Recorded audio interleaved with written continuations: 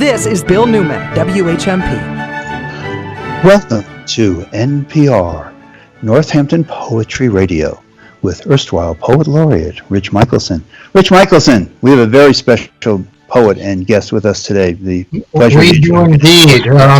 We have Joshua Bennett with us today, and Joshua has a new book that's out, I believe, yesterday. Is that true, Joshua? Yes, it just came out yesterday. Just came out yesterday. Congratulations. The book is called Ode, as in O-W-E-D, not O-D-E. We'll talk about that in a moment.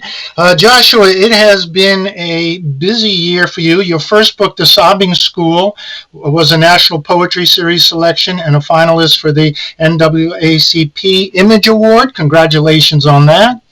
And in the next year, I see you have two books coming out: Spoken Word, A Cultural History, Being Property Once Myself, Blackness and the End of Man, from Harvard University Press.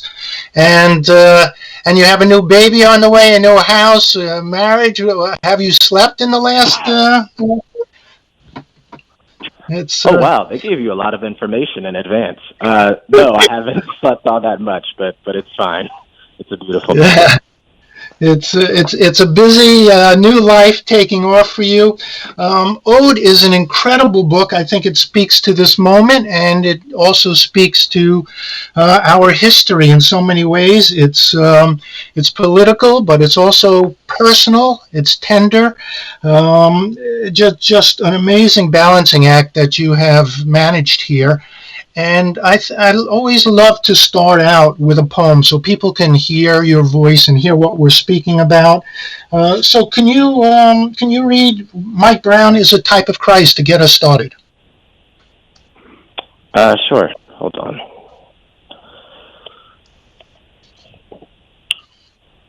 Mike Brown is a type of Christ, by which I mean mostly that we gaze upon the boy and all of our fallen return to us, their wounds unhealed and howling.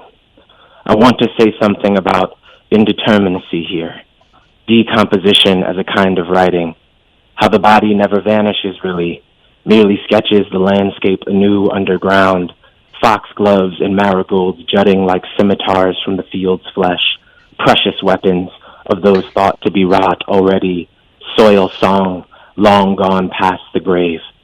For who says the dead don't think, don't shake the weight of marrow and slip, quiet as fire, back into whatever partition binds this life to its grand black epilogue.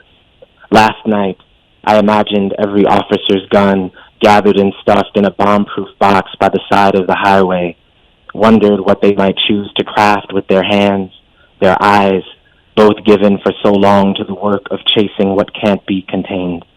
I dreamt unkillable multitudes assembled in the wake of a slain friend, the name his mother once cast like a cloak over him, the small and common blade beneath their tongues. That was Joshua Bennett reading from his brand new book, Ode, Mike Brown is a Type of Christ. A powerful, powerful poem, Joshua, and you read it beautifully. How is poetry going to help us get through this time? How are you doing? How am I doing? Oh, it's a complex question. I mean, so I'm getting, well, I'll start with the first part of your question, how poetry can help us get through this time.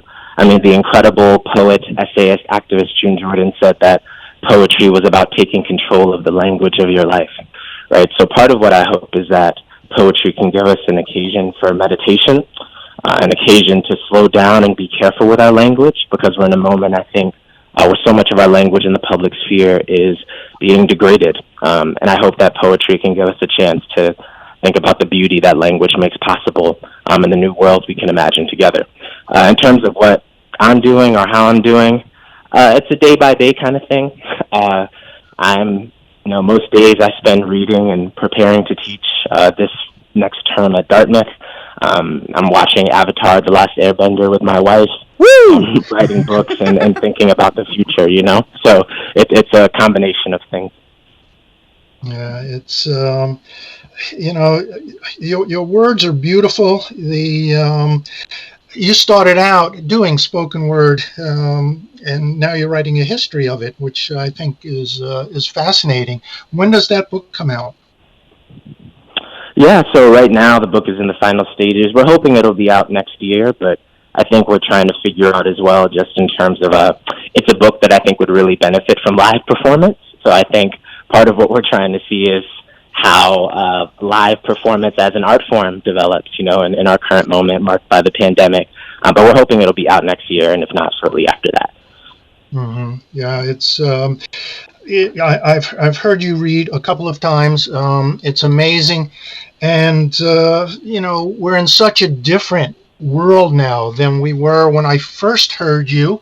Many people probably did as well when you had the great honor of going to the White House and reading for our last great president, Barack Obama. Tell us a little bit about what that was like for you. It must have been an amazing experience for a young poet. Yeah, it was my junior year of college. I was 20 years old and studying for finals, and I got a phone call, asking me to come perform at the White House in about a week and a half's time, which was pretty incredible. The event was produced by Stan Lathan, who'd also featured me in an HBO documentary, and also produced, some of my favorite childhood shows like Sister Sister, for instance. And I had the time of my life. My mother was my plus one. She's from the South Bronx, so she was very vocal. Yeah, no, it was incredible. She saw Michelle Obama across the room, sort of pushed her Secret Service out of the way and said, "How'd my son do? He killed it, right? He gets it from me." And I don't get it from her. She's an accountant. She's not a poet. But no, it was an amazing day, one of the best in my life, and I'll never forget it. Oh wow! It's yeah. So how did you decide how to dress up for that occasion? Well, this yet again, I think, was an example of my mother's genius. We went to the local mall. I'm from Yonkers, New York. So this was Cross County Mall, and we just picked out this black suit, white shirt, silver tie was my mom's idea. And I think it came together well. I mean, the video is still on YouTube, so you could judge for yourself. But that to me was one of the highlights of that moment too. It was this moment of tenderness with the woman who helped me learn to love art in the first place. And when I was up there on that stage with so many of my heroes in the room, I sort of realized that that's what it was all for.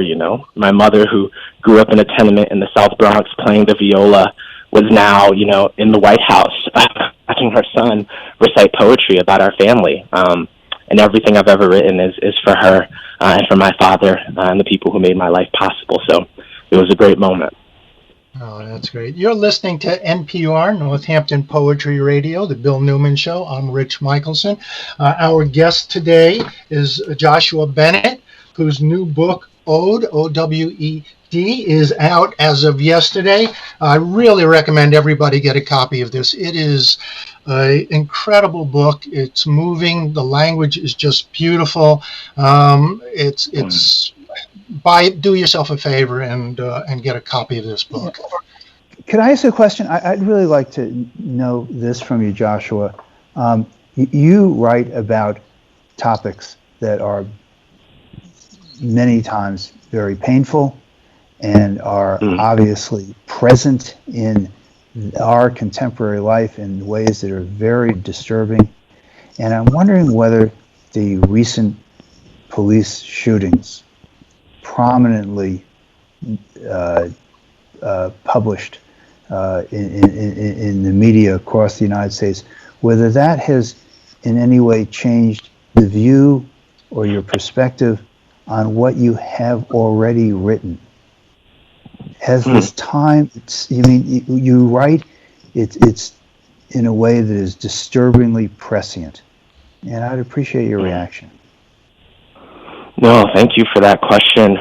I mean, part of what's so complicated about this is that sort of long before the advent of social media, as someone who was raised in New York, I was very familiar with the language of these sort of public killings by police. I heard the name Amadou Diallo when I was 11 years old.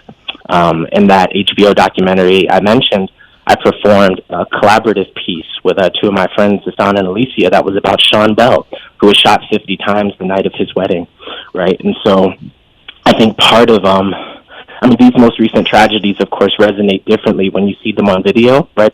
I'm not a little boy sort of overhearing this story from my cautious parents who are trying to tell me how to talk to police.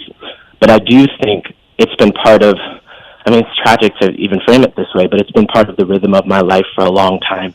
You know, when I was a little boy and we would act up on the bus, our bus driver would threaten to call the police on us. And there was sort of this understanding among many of us that we had a relationship with law enforcement that was marked in the first instance by terror, you know. And so I think as someone who's preparing to raise a son, I've just, you know, really been heartbroken, of course, by these most recent tragedies, and to the best of my ability have just tried to carve out a space, even if only on the written page and in my teaching, where we can imagine a different world, different relationships to one another, different relationships to violence and power, and a different way we could think about what safety and security means, right? And what joy and peace might look like, you know, in the future. No, Could we hear another poem? Sure. So this next poem is one that I wrote long before I'd even thought about publishing a book, back when, you know, most of my time with poetry was spent performing. And I performed at a middle school where one of the students came up to me after and she said, "You're so articulate with your hands," because I move a lot when I'm on stage. And so this poem was inspired by her, and it's called "You Are So Articulate with Your Hands." "You are so articulate with your hands," she says, "and it's the first time the word doesn't hurt." I respond by citing something age inappropriate from Aristotle, drawing mostly from his idea that hands are what make us human, every gesture the embodiment of our desire for invention or care. And I'm not sure about that last part, but it seems like a polite response at the time, and I'm not accustomed to not needing to fight. If my hands speak with conviction, then blame my stupid mouth for its lack of weaponry or sweetness. I clap when I'm angry because it's the best way to get the heat out. Pop says that my words are bigger than my mouth, but these hands can block a punch, build a bookcase, feed a child. And when's the last time you saw a song do that? That was Joshua Bennett reading from his book Ode, out yesterday. An amazing book, an amazing poet. Joshua, can I ask you about the title of your book? Sure. You know, most people know odes, O-D-E, you know, a poetic, as a certain type of poetic poem. Poetic poem, I like that. This is you have a number of odes in this book. I think when I first read your work, some of your works in American Poetry Review, etc., the titles were O-D-E. You were writing odes. Now that they're in the book, when it's O-W-E-D, how did that change came about, and what were you thinking? Yeah, it's a fantastic question. So this came about for me about 4 years ago. I was at the Cave Canem retreat, and I was just thinking about these poems of celebration that I'd written, right? Traditional odes, ODEs, right, as it were. And it occurred to me that the specific kind of poems I was writing, though, were actually about poems of repair. You know, it was about the idea that there were these people and places and things that I'd been raised to be ashamed of, whether they were do-rags or my hair, or there's a poem called Ode to Ankle Weights, right? And it's all about how in middle school, those of us that wanted to increase our vertical leap, we just wore ankle weights every day, which is super unhealthy, by the way, for anyone out there listening. But eventually I came to be ashamed of that kind of story, that kind of discipline, even though it's quite beautiful in a way. So I recognized that I wasn't just writing a book of sort of celebratory poems, but rather that I was trying to return to these historically denigrated objects and spaces and individuals and say, there's incredible beauty here. There's something owed to these people and these places and these things. And I wanted to write that kind of book. So I went back, I revised some earlier poems, and then I wrote, you know, a slew of new ones with that frame in mind, how to think about reparation, not just in a sort of monetary sense, but really in an aesthetic sense. right? How to contribute this to a body of American literature, in which we've been taught that these various places are not really sites of value. The book is Ode, O-W-E-D. It is out now. Joshua, I want to thank you so much for joining us today. I really do encourage everybody to pick up a copy of this. I wish you good luck on all the many things coming up in your life. This is NPR, Northampton Poetry Radio, the Bill Newman Show. I'm Rich Michelson, and Bill will be back shortly with more political talk. This is Bill Newman, WHMP.